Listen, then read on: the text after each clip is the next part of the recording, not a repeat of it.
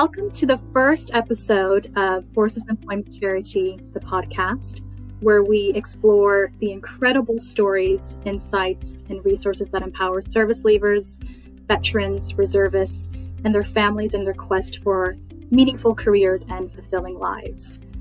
We delve into the many ways we offer unwavering support, from bridging veterans and military families with job opportunities to providing invaluable training and resources. Through our podcast episodes, we emphasize the importance of resilience, camaraderie, and the indomitable spirit that defines our military community. Join us on this journey as we celebrate stories of strength, success, and service. In today's episode, we explore staying resilient on the job hunt and learning from those who have successfully walked this path. It is my absolute pleasure to welcome two of our very distinguished guests, Alistair Halliday, Chief Executive of Forces Employment Charity, and Kevin Grist, the Veteran Support Program Manager. Before we dive into the episode, I would like to give Alistair and Kevin the chance to tell us about their roles within the charity. Alistair, would you like to begin? Sure. Thank you very much, Catherine. I'm delighted to be here. And so I'm Alistair Halliday, the Chief Exec of the Forces Employment Charity. I've been doing it for just under 5 years, and it's a fantastically rewarding role within a fantastic organisation which does so much to support so many service leavers, veterans, spouses and reservists. Delighted to be here. I am the manager of the Veteran Support Program, in which we support veterans across the entirety of the UK. I have been with the charity now for 5 years, and I've started as an advisor and worked my way through the charity now to the position of manager, which is a fantastic job. So, again, the Forces Employment Charity, we are a charity, been going since 1885. We exist to provide employment support to all types of service leaver, veterans, spouses, from across all three services, whatever rank or rate that people were in service, no matter the circumstances that people had on leaving. So some people may have done a couple of weeks at Purbright. We've got 3 stars, 4 stars who do 35, nearly 40 years service and everything in between. And to do that, we've got a range of programs. We're hugely involved in the Career Transition Partnership, which is the most amazing program to support the transition period from 2 years before leaving to 2 years afterwards. And we do the Future Horizons program for early service leavers and CTP Assist as well for wounded, injured and sick. And then a range of veterans programs, veteran support programs, Force for London, military women, spouses programs, and a whole raft of other ones, including what's called OpNova for those at risk of arrest or in the criminal justice system. We're hugely proud. We're here with passionate, trained, very, very capable staff right across the country to support all those groups of people getting the right best advice they can possibly have to ensure they get the right long-term sustainable employment in the areas they want to do. And we feel very passionate about it, and we're proud to do it. And we're very keen to be reaching out to even greater numbers of veterans and service leavers and spouses, etc. in future. So check out our website, and we'll be delighted to get in touch and support you. Alistair, drawing from your experience, what do you think are the unique challenges veterans encounter during their job search? I think there are a number, actually. I mean, the first thing to say is that veterans and service leavers make fantastic employees in the civilian workplace. And there are reasons for that, and I'll come on to it. But I think there is such a different sort of mindset and some ways cultural ethos and that sort of thing. Because when people serve, they are serving their unit, their service, etc. And there's very much a team spirit, and people tend to be pretty modest about what they do. And I think part of the challenge is for them to move more to thinking about themselves for the first time, not just the team, and think about themselves and what they need to do and what they want to do. And quite often it takes some time for people to break that down. And, for example, the first time people sort out their own CV is quite an interesting experience for them, because they haven't really had to do it when people are serving in the armed forces. They move on from job to job, their own CV sort of thing. And then we're having to write something down about what the skills they have bring is one of the things. And actually that leads to perhaps a second thing, is when people are serving, and I was exactly the same, you don't realise what strengths and skills you really can bring to the civilian workplace, because they don't really understand it because they've never had experience. And so understanding what the civilian workplace employers are looking for, and many of it does chime exactly with what they've got, we have to make sure that they go through a bit of a process of understanding the transferable skills and everything. So these are sort of things which do affect people's confidence, perhaps when they're leaving, unnecessarily, because we want to give everyone lots of confidence to say they are incredibly marketable, incredibly valuable, and they need to start promoting themselves and not think about the team all the time. Yeah, no, absolutely. And Kevin, from an advisor's perspective, what are some common reasons veterans might lose motivation during their job search? There's many reasons as to why anybody may lose their motivation in when they're looking for work, and it is a very difficult time sometimes to find a new career outside of the military. Certain things, such as when you've been in the military for a certain amount of time, transferring those military skills into civilian skills can be really difficult, even for the individual to identify what can I offer the civilian world, and trying to adapt things such as Alistair mentioned before, your CV, your cover letter, all these things that can be very foreign to somebody that has spent such a long time in a certain industry. Then they come into the civilian world and it's very difficult. Expectation is a big one that I found in my time here in the charity and beforehand, is that you assume that a job is just around the corner. You put in a quality application, you do the right things, you're doing everything correct, but sometimes it takes longer than you expect to find your role. And then I suppose everybody's human. You start then to reflect on yourself and think, is it me? Am I doing something wrong? When some of the time it just comes down to timing. None of us have the ability to force our way into a job. You just have to wait for things to align and it to happen. If you're continuing to do things in the right way, in a quality way, it will happen. But obviously, this has a knock-on effect on people's confidence and then their resilience. And I think it's a great point, Kevin. And actually, it does take time. And I think for those particularly who are still serving, when they're managing a busy day job, and people by nature are pretty loyal, resilient, but keen and hardworking in their service lives, it's actually quite hard to take the time out from that. And I mentioned earlier on, putting time in for themselves, thinking about themselves as opposed to their current role. And for that, again, it makes it quite hard.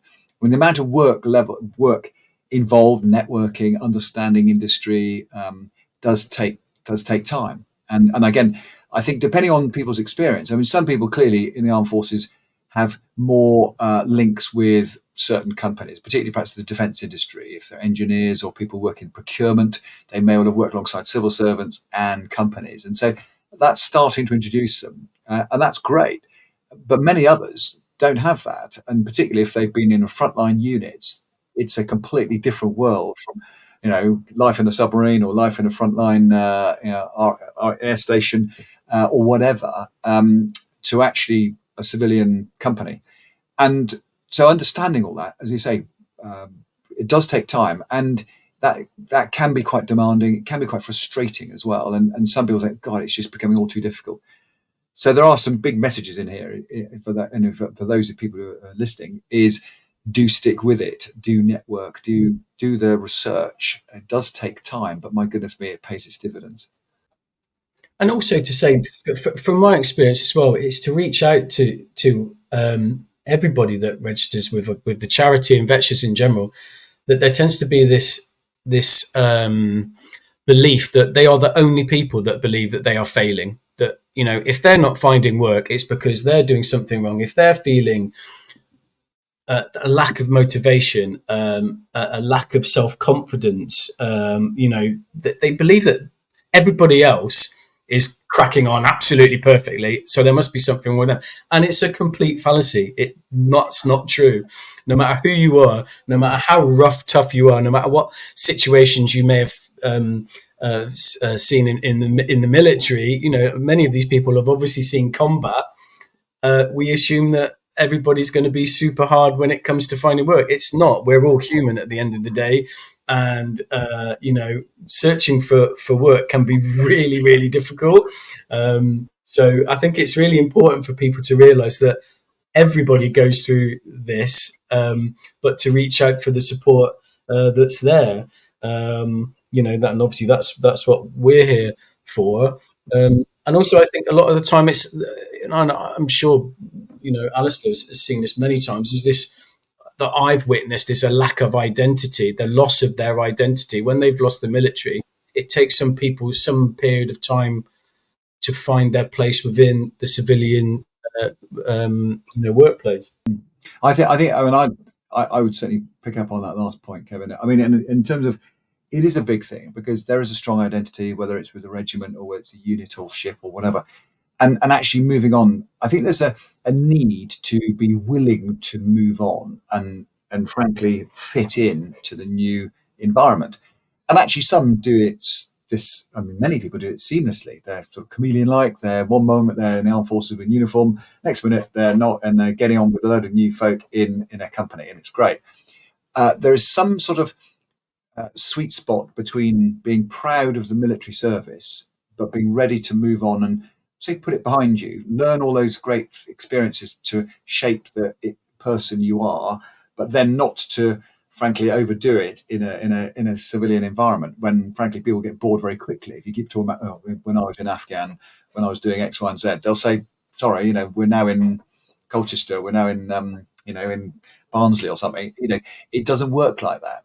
But I mean, so we got to make sure that people don't think they have to ditch all of their military background, but there is a time for it, and actually being proud of it, but being ready to fit in with whatever the new environment wants in a civilian workplace. And it's a great point. So the path of a service leaver and a veteran is definitely a distinctive and transformative one, marked by numerous challenges, sacrifices, and profound experiences.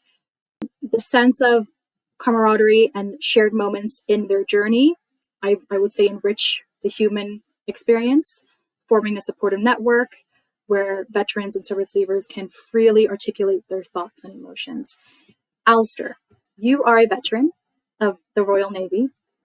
You've worked in corporate business, government, and the voluntary sectors, with extensive experience in media communications, strategy, change, and business development. By drawing on your experience, how was your journey and military transition?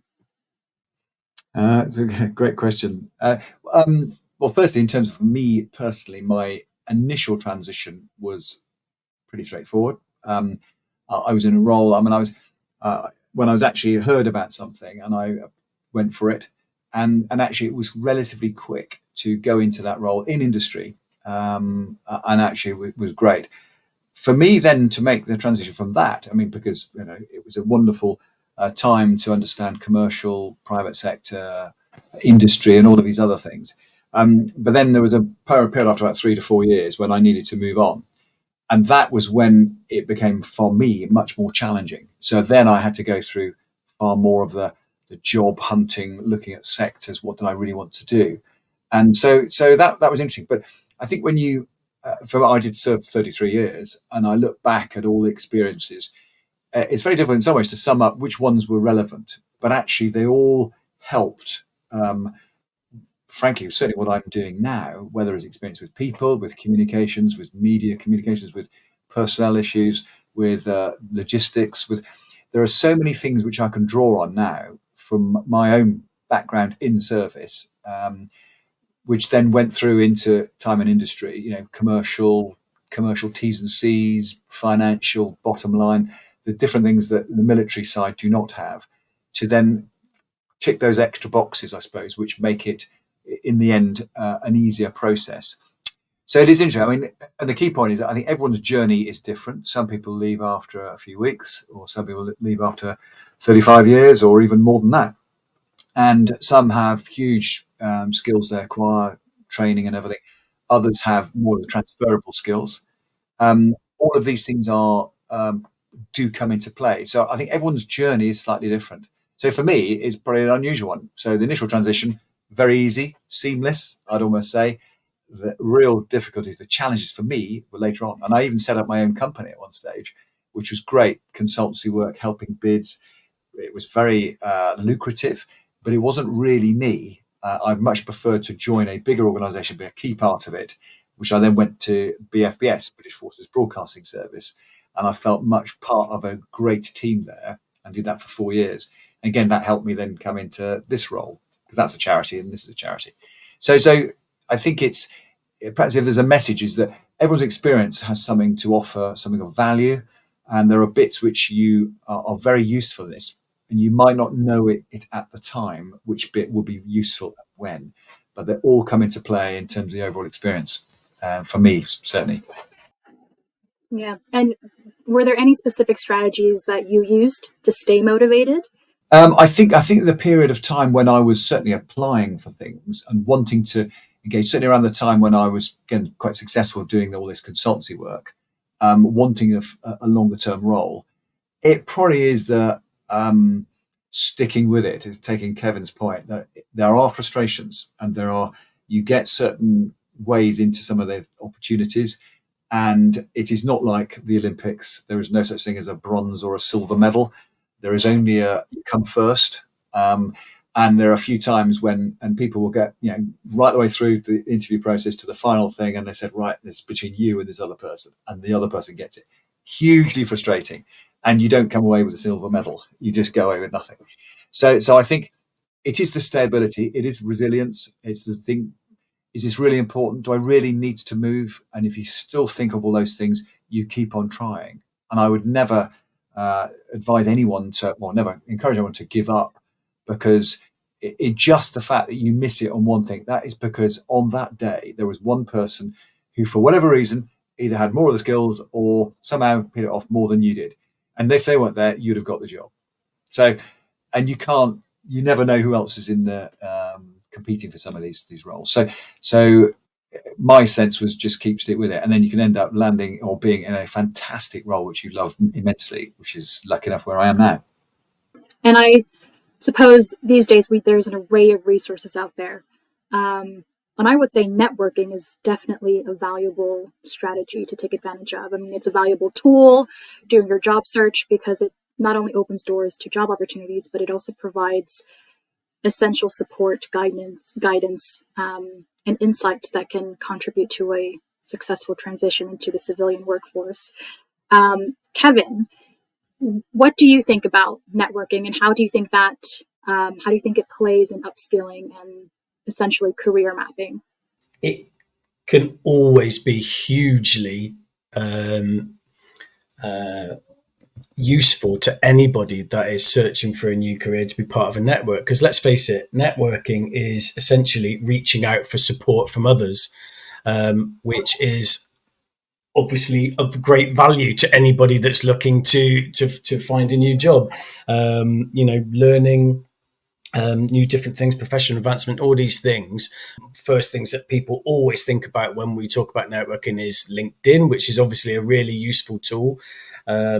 Many of our clients already have a pretty great network, because they've worked with a number of people, which is commonly known as their family, their military family. Guess what? There is no more support than people that you've served with. They will do anything for each other. So one of the first things to do when you're looking for work is to reach out for support, even if that's not in a professional basis, just to continue, as we spoke before about continuing your motivation, sharing what you're going through with others. I think as Alistair said, there's no silver or bronze medal and it can be really difficult for people not to take that personally. There's 100 different reasons as to why anybody wouldn't get the job. So it's very important to understand that it don't focus on certain points about yourself that you might feel you failed, because you don't know unless you get feedback. I know that's something we can talk about later in regards to getting feedback and how useful that is to you to actually take on board constructive criticism and feedback. But in regards to networking, it is about utilizing every asset that is out there for you. And there's plenty. Apart from our, if I might say so, fantastic charity, we are there to give help in regards to networking. Mentoring is really a useful tool for people that want to get involved with a certain sector. Friends and family is like incredibly useful tool as well. It doesn't have to be incredibly, using professional means like LinkedIn. So essentially, yeah, networking, getting out there, finding out opportunities, is obviously it has almost no drawbacks really. It's just get out there and utilize the support that's out there for you. And I think I don't think I understood really what networking meant when I was serving. And it's only after then you sort of started thinking, what is this? And you realise actually you have been networking for loads of time. And it is this sort of, a lot of people think, oh, I don't want to do that. It sounds an awful activity. But the reality is it is just, but it is probably needing a bit more focus than just allowing it to happen willy-nilly. But I think when you go for the sort of journey of people who are serving, to understanding which sector, what sort of job role, which location, wherever they may wish to end up or start working in, it's one of the biggest ways of doing it, because you start to chat to people and they say, well, this is the sector, this is the finance sector, or this is construction, and I'll put you in touch with this person. And then you have a chat, and then you realise, right, to be honest, from what I now understand, I don't really like that. I wouldn't touch that with a barge pole. I'll go elsewhere. And people have a journey through their based around sometimes the people they're meeting and the advice and the chats they're having. So I think it is such a key part of the whole process. Very much in the early stages, to perhaps understand the sectors, the areas where people want to go.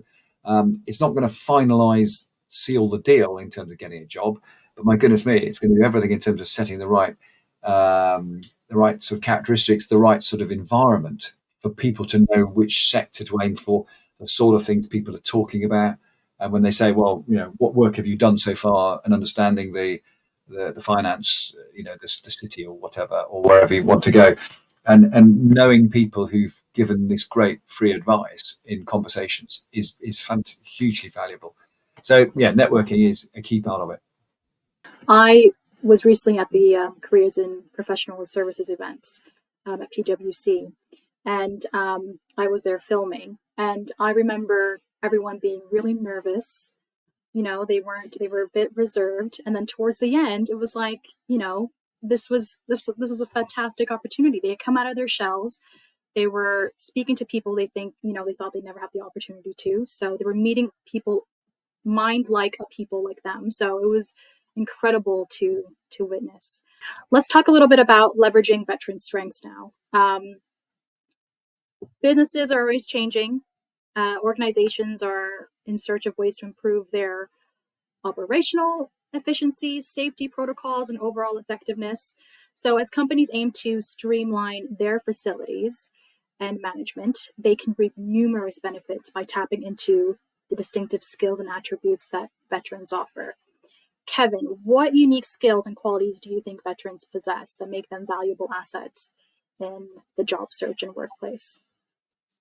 Do you know what? Over my time, I personally didn't serve, so I've worked in the military community for 5 years. So over this period of time, I have just been swept away by the raft of skills that guys bring to the workplace. It really is, and it's a huge list that I can't describe them all because there is so many. For me, leadership is one. You tend to find that so many people that are within the military tend to have fantastic leadership skills, a work ethic and a discipline that tend to be second to none. There's no, and this is something that I tend to define when I was working as an advisor, frustration from the veteran that when they're at work and some of their civilian counterparts, 5 o'clock it's gone, but the work wasn't done. The frustration of what's happening? Why are people leaving? The job's not done yet. They have this huge, incredible work ethic to get a project finished, to time and to finish. teamwork and collaboration, I think, is an obvious one. That the ability to work as a team, because that is essentially the military is, about working together. Communication, technical skills, resilience that we spoke about before. Excuse me, I've written so many of these down. I can't go through them all because there's just so many. But especially one of the things that I tended to find that was really great was an adaptability to be flexible to whatever task that they have been challenged to do. They will find so.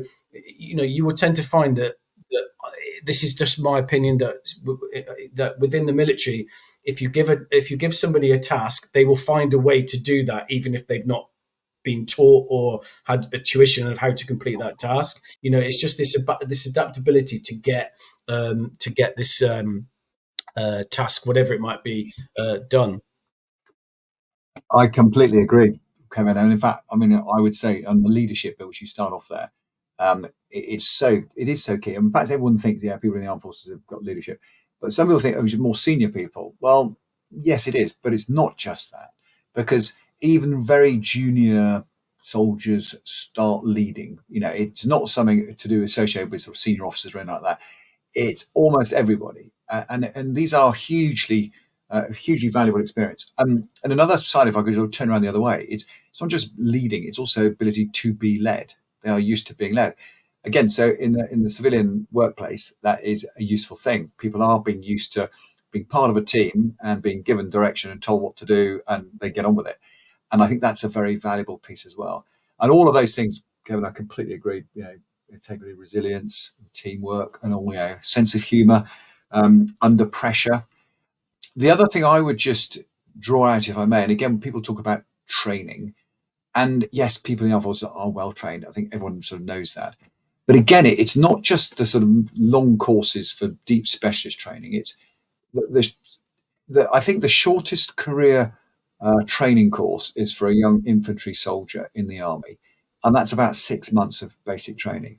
I mean, that's if you think of a company bringing in somebody at the most junior level, that's a huge investment already in that person. And of course, if it's somebody who's going to a more technical job, it might be 9 months, it might be a year and a half, some it's 2 or 3 years, or flying training is years and years. That's a huge investment. And that's great. But then the other side, also turning on its head, is also ability to be trained or trainable. So it's not just the course, the training courses, it's also the fact people are used to being trained, which means when they go into a civilian job, they may well not know on day one all the various things.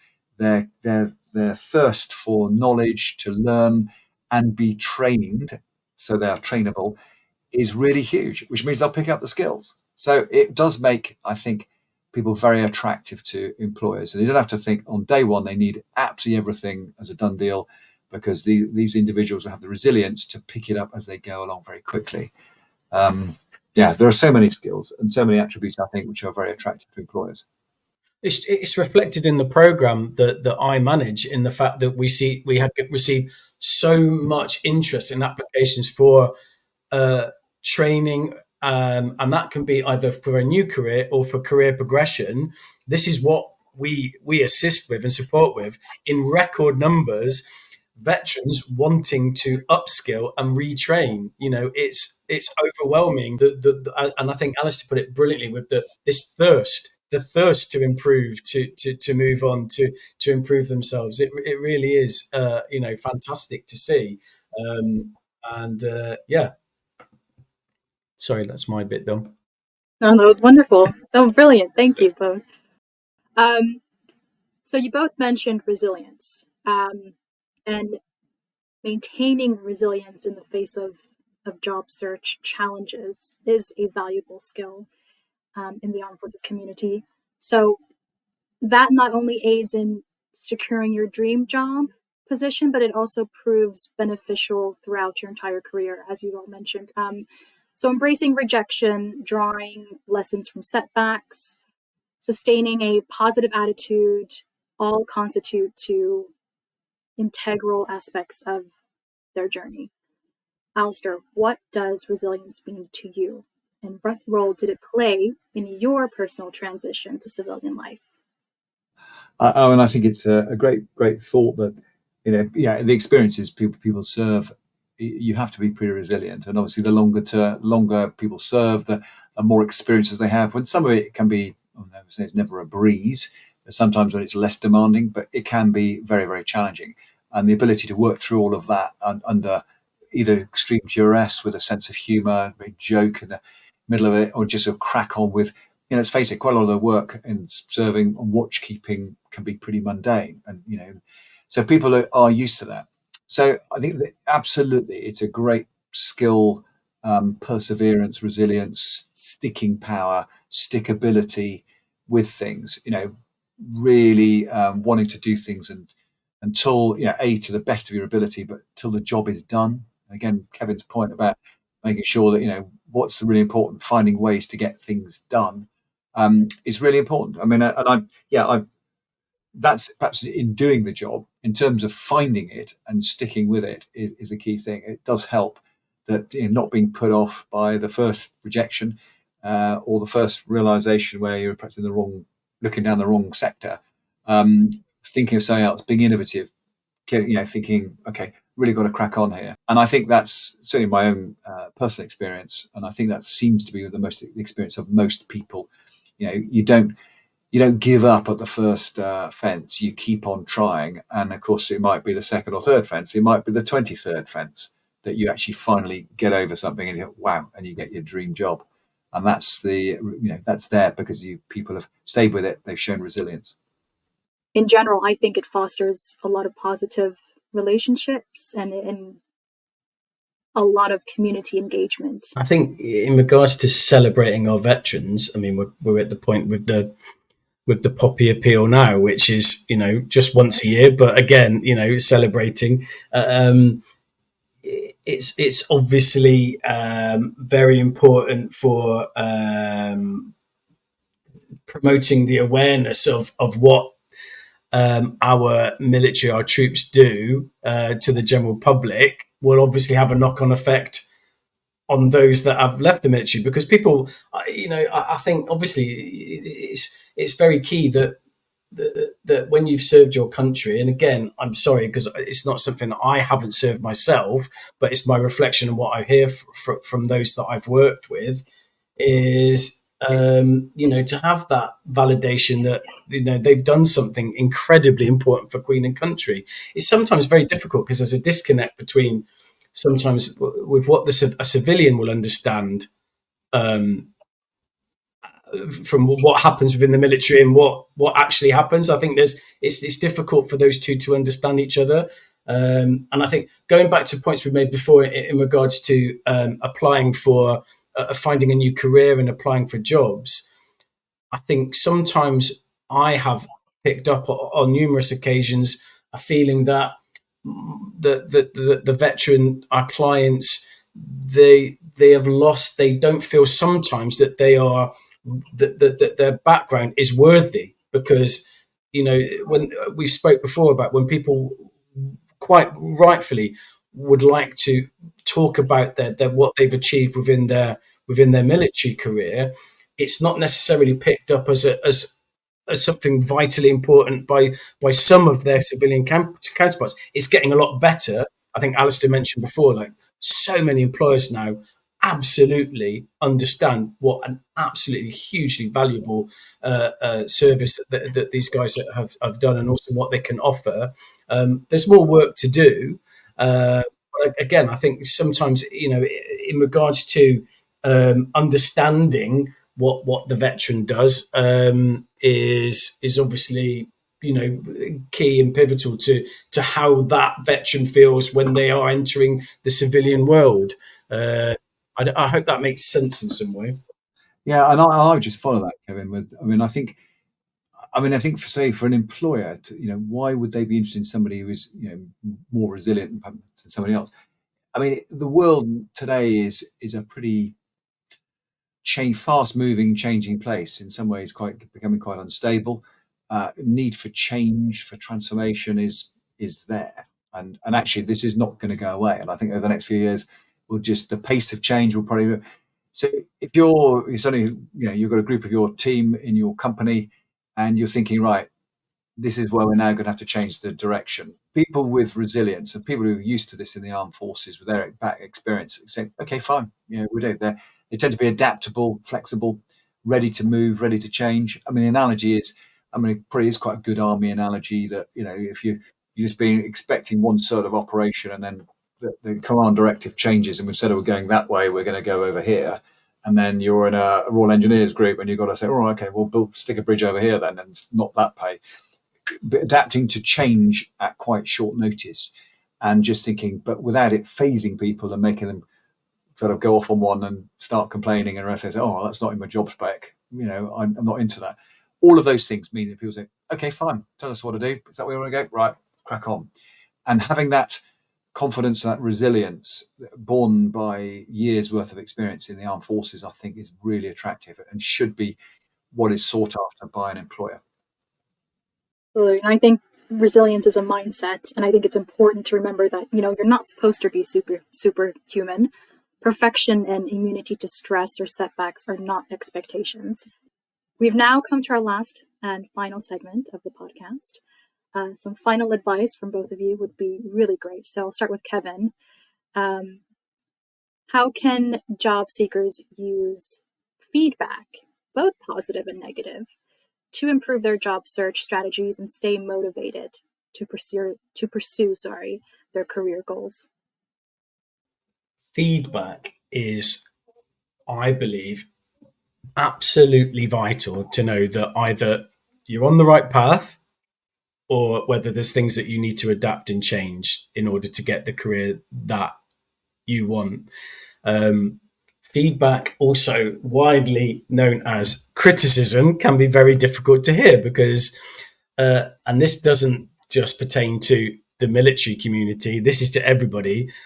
A lot of people don't particularly like to be told that that they've done something wrong or there's a way that they can improve. I do tend to find that in my time, and I've worked both in the employment sector, both in the civilian world and the military world, I tend to find that the military community are able to take the feedback and the criticism a lot better than others. Firstly, when we talk about feedback, seek it out. So to anybody that's applying for jobs, if you can, reach out and get feedback. If you were unsuccessful, what did I do right and what could I do better? Applications are key. They have to be of a very high quality, but always review your applications.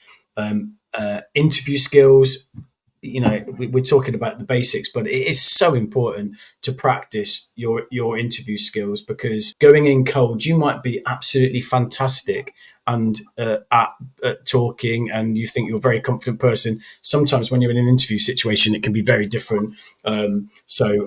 Interview skills, feedback in regards to learning from your rejections is obviously very important, because again, we've said a few times, it's a marathon, not a sprint. Sometimes you can be really lucky and get the first job that you apply for. Amazing. Sometimes it can take a lot longer. Now, if you can get feedback on from not just from jobs you've applied for, but also, for example, the charity, this is what we do. We will discuss, we will talk, we will analyze, we will find out, is there something that we can improve on in order for you to find the job, the career of your dreams? Well, I think there's huge amounts of things which are positive attributes and things which are, some things which touched on already.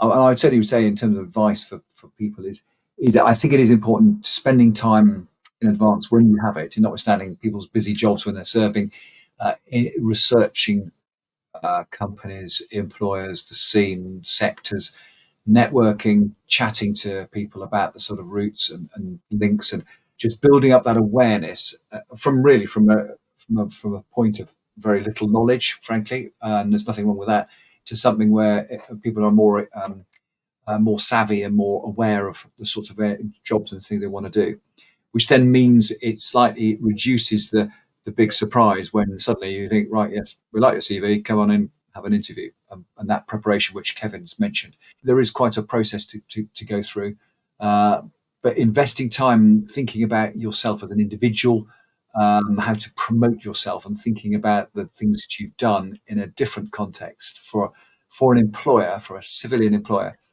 And I always do say this, and do say this to people when people are, what are people after in an interview? Firstly, can you do the job? They're working that out. Secondly, do you want the job? And the third, which is interesting, because when I was serving, I think, of course you apply, but it's not always the case. And the third thing, will you fit in? And that, getting a head around, again, we've touched on this, but understanding what the culture is of the organisation you're looking to go into. Are you going to fit in? Do you want to fit in? Is pretty important. There's no point in spending a lot of time and going after a job which you know within a couple of weeks of being there, you think, this isn't for me. It's just all a bit tricky. So spending that time up front, and that means understanding the environment, doing the research, finding out people. What's it really like to work in Barclays? What's it really like to work in Amy Roadstone? All these other companies, or Amazon, all these other companies who are keen right now to recruit veterans and service leavers. And I think that's all great investment in time. And for employers, I think it's a nuanced, a different sort of message. This is an amazing talent pool of individuals. You don't have to feel sorry for them. It's not a welfare thing. It's not really even a CSR thing, although in terms of corporate social responsibility, it is just good business. It's good for the bottom line. And if you have service leavers or veterans coming into your organisation, they're going to show all these skills, be resilient, great team players, and they're going to deliver just at the times when perhaps you really need it or you're not expecting it. So it is good for the bottom line. And so you can make the business case to get these individuals in. You don't necessarily need to think, give them an interview. Don't just rule them out because they don't have absolutely everything in their covering letter or their CV that you're looking for. Get them in, interview them, and then they may be absolutely the right person for that job. Or it might be say, wow, you're not right for this one, but I've got something else. So there's a whole host of reasons why employers should be very interested in recruiting from this talent pool. And if I could just add to that with our client base, our cohort is, I tend to find that that within the military, if the clients that we work with, they do not. This is a generalization, but some do not apply for jobs unless they have exactly, because the job descriptions ask for specifics. And somebody within the military will say, well, if I don't have that, then I won't apply. So one of the constant pieces of advice we give to our clients is, if you believe you can do the job and you have at least some of the skills, the experience, the qualities that's needed, apply, but head on tackle the fact that you may not have exactly everything, but you have all the passion and the determination to get those when they're in that position. I think it's really important to apply for roles that might not be a perfect fit, because I think, Alistair, you mentioned that you might not. Again, the point being that there is, where, for example, when I've been recruiting, there's people that have the perfect fit. There's those that are not suitable, but there's always the wild card that you think, in their covering letter, their personality is shone through, which I think is also really important, because again, Alistair mentioned fit. Fit is really important. So if you can somehow put your personality forward, and it's difficult to do on paper, but on interviews a little bit easier. Fit can go a long way for you to get the goal of your dreams. The job of your dreams. I think that's a really important part for me. Is we can all be very robotic in the application procedure when we're thinking about careers, but knowing yourself and how you fit into that company with confidence can override not having every piece of skill or experience that they've been asked for. Completely, Kevin. And I mean, in a way, I think everything we talked about is generic for all service leavers and veterans. But I think particularly when you think about women, military women and female veterans, when the studies a couple of years ago by Force in Mind Trust showed that the percentage of those women leaving the armed forces getting into work, getting into jobs, is less than their male counterparts. And then when you sort of unpick that slightly, part of that is is a bit of confidence. It's one of the reasons why we actually run a great program to support them. It's confidence about when people are looking at the job requirements, and it may well be, and Kevin's point is a great one, that veterans as per se sometimes can be put off by thinking, oh, they don't have all the things, and actually female veterans even more so. And so a big message for them is to say, do take that risk, do still go for it. You don't have to have 95% of all the attributes on the advert or on the job spec. You can still go for it, and the personality, the character, and all the other strengths that people show and can do in an interview can actually come through. Which is why we now, particularly those military women, those female veterans who we've been encouraging getting into jobs, have now been remarkably successful in landing really great jobs, which when they set out would never have been in their thought, oh, I'm interested in that. And many, for example, going into tech cyber roles, which is really interesting, and areas where in the past women have not really been attracted to. So all of those things are really key. So it is a bit about, I think it is about having confidence. I mean, a key thing about confidence, but then not coming across as overconfident, because there is the downside to it is having, dare I say, something like humility as well. Because some people can inadvertently overcook it and sort of come across as overbearing and overconfident or loud or something. That's not a great place to be. But it's having the internal confidence that the roles, that jobs and experience that people have had in the armed forces are fantastically useful and attractive, but don't have that inside.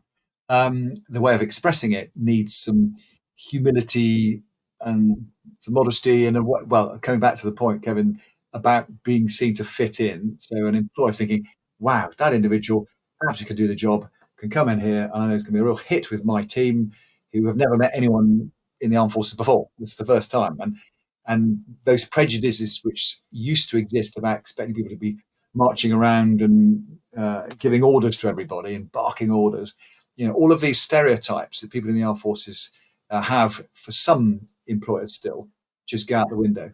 And people are going to be valuable, do the job, be popular, get on, and be a spark. And I suppose encourage people to everybody, the whole team, to become really excellent. Any funny stories, Alistair, from your time in the Navy? There's got to be many. Which ones can we broadcast? To take a pause here for a moment whilst I think of what generally, or about job seeking or something, or crikey. I mean, the answer is million. I'm just trying to think of something appropriate for. We can save it for behind the scenes if you'd like. Yeah, no. Well, I mean, I just think it's a great question, because there must be something. I'm just thinking of, would you be relevant in a job search? Very much related to job search. I remember when LinkedIn was in its early days, and for the first time was really being used as a sort of job search. It was around the time, perhaps when I was actually in transition, and there was a certain person in the Royal Navy who was getting concerned by would never landing a job. And I remember going on to this individual's LinkedIn picture and LinkedIn thing, and there was this individual with a deer stalker and a shotgun and sort of animals around in his photograph on LinkedIn. And I remember thinking, that might be one of the reasons why you're not getting past it.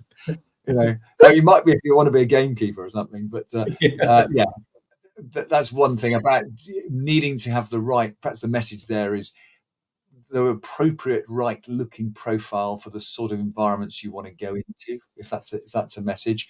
But yeah, hosts of interesting experiences people, and perhaps their own job searches, which have either taken a bit more time than others. Oh my gosh. Oh, Great. thank you for sharing that. And I won't give you the guy's name. Oh no, definitely no. Can I also say as well, this isn't a funny story, but just as a piece of general advice to people, just make sure that when you're applying for work, to listen to your voice message on your mobile phone, because funny voice messages are fantastic for friends and family, but not so great when you're applying for work. So over the years, I've heard dozens and dozens of voicemail messages that people probably haven't remembered to change that might be hilarious to your friends and family. But when somebody's calling up to offer you an interview, please don't put any doubt in their mind to offer you. So nice, clean voice messages when you're applying for work. Change them when you found it. The same is also, I suppose, about wider social media profiles, and what you got on there on your Facebook or your Instagram profile. I would never be somebody to say you've got to cleanse the whole thing, because that's just pretty bit boring. But occasionally you do see people think, wow, okay, for the certain role you're aiming for, you might reconsider that sort of look at that particular party, potentially. And this is where it's all different from years ago, when perhaps we didn't have to worry about that sort of thing. Times are changing. Yeah, leave your stag do photos off of your profile picture for a while, right? It's brilliant. There's one other thing I would say, and it's not so much a story, but again, it's another thing I've picked up from my own experience. Actually, is when it sounds a bit of a trivial thing, but how you save your CVs and your covering letter sounds a bit of a weird and numpty. But what do you call them? Because it's not. You need to make sure you tailor each CV and job application, to each particular opportunity. And so if you save it with the name of the thing, that's okay. But make blooming sure that you don't use the same one with the name of Tesco's when you're putting a job for Barclays or so, if that whatever it is. And I have seen that quite a few times. People. You realise, oh, great, thank you very much. I'm reading a CV which is actually written for another job opportunity, and they haven't changed it. I've seen that plenty of times. And also, this is a really, it's fairly dull point, but it's really useful. Is that when you apply for work and you send your CV in, I always tend to ask people to make it into a PDF format, because it's amazing how many Word documents are corrupted when they're sent through. And you might, and the employer might just think that you've, not thought it through. But sometimes things come out of alignment and stuff. So I always say, just a little tip: if you can change it into a PDF format, I think that's always beneficial. As we conclude today's episode, we've covered invaluable insights into the challenges, personal stories, and strategies that inspire veterans and service leavers on their path to meaningful careers. Resilience encompasses more than just the ability to bounce back. It includes the capacity to adapt in the midst of challenging circumstances while preserving one's mental well-being. Resilience isn't an inherent trait. It's a quality we can all cultivate through deliberate steps. We kindly ask all the employers out there to recognize the immense potential veterans bring to your teams by embracing their skills and experiences. Whether you are a service leaver, reservist, veteran, or part of a military family, if you're feeling discouraged or seeking assistance, reach out to us today. We're here to guide you, connect you with opportunities, and offer free support. Share this episode with your network, raise awareness about the challenges, consider supporting Forces Employment Charity. Together, we can make a meaningful impact in the lives of the Armed Forces community. A big thank you to our guests, Alistair and Kevin, for sharing your expertise with us today. It's been an absolute pleasure. To discover more resources, seek assistance, or explore ways to contribute, please visit Forces Employment Charity website at forcesemployment.org.uk. Until the next episode, let's keep forging a brighter future for veterans and their families.